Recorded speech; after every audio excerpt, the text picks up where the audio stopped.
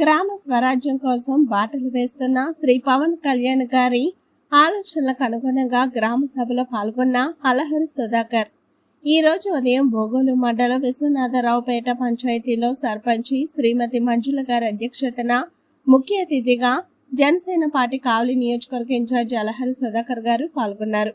ఈ సందర్భంగా మాట్లాడుతూ సాంకేతికంగా అభివృద్ధి చెందుతున్న ఆధునిక జీవన శైలిలో నిర్లక్ష్యానికి గురవుతున్న గ్రామ పంచాయతీల అభివృద్ధి కోసం గ్రామ స్వరాజ్యం కోసం బాటలు వేస్తున్న ఆంధ్రప్రదేశ్ రాష్ట్ర ఉప ముఖ్యమంత్రి శ్రీ పవన్ కళ్యాణ్ గారి ఆలోచనలకు అనుగుణంగా అడుగులు వేద్దామని గ్రామ సభలు నిర్వహించుకోవడం అనేది ఒక బాధ్యతగా భావించి గ్రామంలోని మహిళలు పురుషులు ప్రతి ఒక్కరూ ఈ కార్యక్రమంలో భాగస్వామ్యం అయినందుకు వారిని అభినందించారు. మన ఊరు మన సంస్థల పరిష్కార మార్గాలను అన్వేషించే దిశగా నిర్వహిస్తున్న గ్రామ సభలో గ్రామస్తులంతా పాల్గొని మన గ్రామ అభివృద్ధి కోసం ఎలాంటి చర్యలు తీసుకోవాలి, ఎటువంటి ప్రణాళికతో గ్రామాన్ని ముందుకు నడిపించవచ్చు అని పరస్పరం చర్చించుకునే అవకాశం గ్రామ సభల్లో ఉంటుందని తెలిపారు. మన గ్రామంలోని గ్రామస్తులంతా ఈ కార్యక్రమంలో పాల్గొని గ్రామ సభలను విజయవంతం చేశారని, నాయకుడు అంటే కేవలం పనులు చేయించడం మాత్రమే కాదు, వారు కూడా ప్రజాక్షేత్రంలోకి అడుగుపెట్టి ప్రజలతో మమేకమై పనులు చేసేవారిని నిజమైన నాయకులు అంటారు.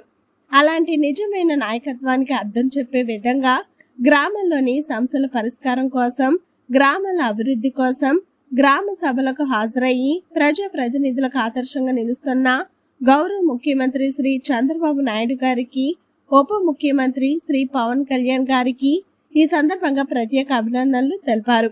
సగటు పౌరుల ప్రధాన కనీస అవసరాలైన మంచినీరు, సాగునీరు, రహదారులు, పరిశుభ్రత, విద్యుత్, మురికి నీటి సరఫరాకు సంబంధించిన సమస్యలను చక్కదిద్దుకుందాం. దేశ చరిత్రలోని ప్రప్రథమంగా ఈ రోజు అంకురార్పణ అవుతున్న 13,326 గ్రామ సభల్లో భాగంగా మన గ్రామంలోని ప్రధాన సమస్యలను పరిష్కరించుకుందాం. మహాత్మా గాంధీ జాతీయ ఉపాధి హామీ పథకం పనుల్లో భాగంగా ఏపీలో 4,500 కోట్ల రూపాయల నిధులతో 87 రకాల పనులను చేపట్టనున్నారు. దీని ద్వారా మొత్తం 9 కోట్ల పని దినాలు, 54 లక్షల కుటుంబాలకు ఉపాధి కల్పించనున్నారు. మన సంస్థల శాశ్వత పరిష్కారాలకు ప్రణాళికలు అమలు చేస్తున్న ఎన్డీఏ కూటమి ప్రభుత్వం ప్రధానమంత్రి శ్రీ నరేంద్ర మోడీ గారి సారథ్యంలో గౌరవ ముఖ్యమంత్రి శ్రీ చంద్రబాబు నాయుడు గారికి, ఉప ముఖ్యమంత్రి శ్రీ పవన్ కళ్యాణ్ గారికి అండగా నిలుద్దాం. సంపదను సృష్టించే వనరులు, చేతి వృత్తులు, చిన్న తరహా పరిశ్రమలకు చేయూతనిద్దామని తెలిపారు. ఈ కార్యక్రమంలో మలిశెట్టి నాగేశ్వరరావు, టీడీపీ బోగోలు మండల అధ్యక్షులు ఎంపీటీసీ సుందర్రాజు, జనసేన నాయకులు గోపిశెట్టి వేణు, ఐటీ కోఆర్డినేటర్ పసుపులేటి బాలు, బెల్లంకొండ మస్తాన్, అగిస్టిన్, వెంకయ్య శ్రీను, సచివాలయ సెక్రటరీ మహబూబ్ బాషా, సచివాలయ సిబ్బంది పాల్గొన్నారు. సిటీ, లిటిల్ ఇంగ్లాండ్ అని పిలిచేవాళ్ళు మా చిన్న కాలంలో. మేము ఎంతో ఆనందంగా ఉండేది. బిడ్రగుంటలో ఉంటుంటే ఎంతో గర్వంగా కూడా చెప్పుకునే వాళ్ళం. రైల్వే పరంగా ఎంతో అభివృద్ధి చెందింది. ముఖ్యంగా విశ్వనాథరావుపేట పంచాయతీ ఏర్పడిందంటే రైల్వే పరంగా అత్యధికులు రైల్వేలో జాబ్ చేసిన వాళ్ళు రిటైర్ అయిపోతేనేమి, లేదంటే బిడ్రగుంటలో సెటిల్ అవుతున్న ఉద్దేశంతో అయితేనేమి, ఈ ఊరు వాళ్ళు అయితేనేమి, ఇక్కడ ప్రతి ఒక్కరు వాళ్ళు ఒక ఇల్లు కట్టుకొని విశ్వనాథరావుపేట నాకు తెలిసినంత వరకు అదే విధంగా డెవలప్ అయింది. ఎంతో బాగుండేది ప్రైవేట్ హౌసెస్. ఇప్పుడు ఈ బిడ్రగుంటను చూస్తుంటే ఎంతో బాధగా ఉంది. రైల్వే పరంగా ఎంతో ఇబ్బంది పడిపోయింది. మనకెంతో రెవెన్యూ వచ్చేది రైల్వే పరంగా ఉన్నప్పుడు. పంచాయతీలకు కూడా ప్రతి ఒక్కరు ఇల్లు కట్టుకున్న వల్ల వాళ్ళు వచ్చిన కట్టే ట్యాక్సుల ద్వారా అయితేనేమి ఏదో విధంగా ఎంతో బెనిఫిట్ ఉండేది. అది తగ్గింది. కానీ తప్పదు, ప్రభుత్వం నుంచి అత్యధిక సంఖ్యలో మన గ్రామ పంచాయతీకి కూడా నిధులు వచ్చే విధంగా నా తరపున తెలుగుదేశం పార్టీ ఎమ్మెల్యే గారి తరపున కూడా నేను ఎమ్మెల్యే గారితో కూడా మాట్లాడి అత్యధికంగా మనకి ఫండ్స్ వచ్చే విధంగా ఏర్పాటు చేసే విధంగా నా తరపున నేను కూడా కృషి చేస్తానని నా బిడ్రగుంటకి, నా విశ్వనాథరావు గారికి నేను తప్పగా ప్రామిస్ చేస్తున్నాను. అదేవిధంగా మొన్న మన రైల్వే డెవలప్మెంట్ గురించి కూడా నా దగ్గరికి మన రైల్వే బిడ్రగుంట వీళ్ళు కూడా వచ్చి అడగడం జరిగింది. వాళ్ళకు ఫైల్ ఇవ్వడం జరిగింది. రైల్వే పరంగా బిడ్రగుంటలో ఆల్మోస్ట్ వాళ్ళు దగ్గర 1,500 ఎకరాలు ఉన్న రైల్వే ఇప్పుడు 880 ఎకరాల వరకు మిగిలిపోయిందనేసి వాళ్ళు ఒక సర్వే లెవెల్లో చెప్పడం జరిగింది.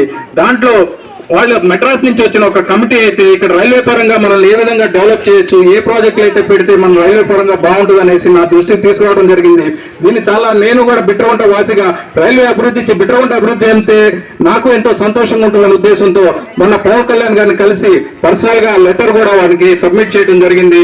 త్వరలో బిట్రగుంట నుంచి చాలా మంది ఎంప్లాయీస్ ని కూడా తీసుకుని వెళ్లి పవన్ కళ్యాణ్ గారిని సెంట్రల్ లో మోడీ గారితో రైల్వే మినిస్టర్ గారితో పర్సనల్ గా మన పవన్ కళ్యాణ్ గారి తరఫున రిక్వెస్ట్ చేసే విధంగా ఏదో ఒక ప్రాజెక్ట్ వచ్చి ఎలా ఇంత పెద్ద ప్రభావం అంటే ఇన్ని వందల ఎకరాలున్న ప్రదేశము రైల్వే కూడా ఉపయోగపడుతుంది. అదే విధంగా మన బిట్రగుంటకి అయితేనేమి బిట్రగుంట మన నియోజకవర్గానికి కూడా, ఎందుకంటే త్వరలో దగ్గరలోనే ఎయిర్పోర్ట్ రాబోతుంది, మనకు షిప్పింగ్ యార్డ్ ఉంది, తర్వాత ఫిషింగ్ హార్బర్ ఉంది, ఎన్నో విధాలుగా రైల్వే పరంగా ఎన్నో చేయొచ్చు ఇక్కడ.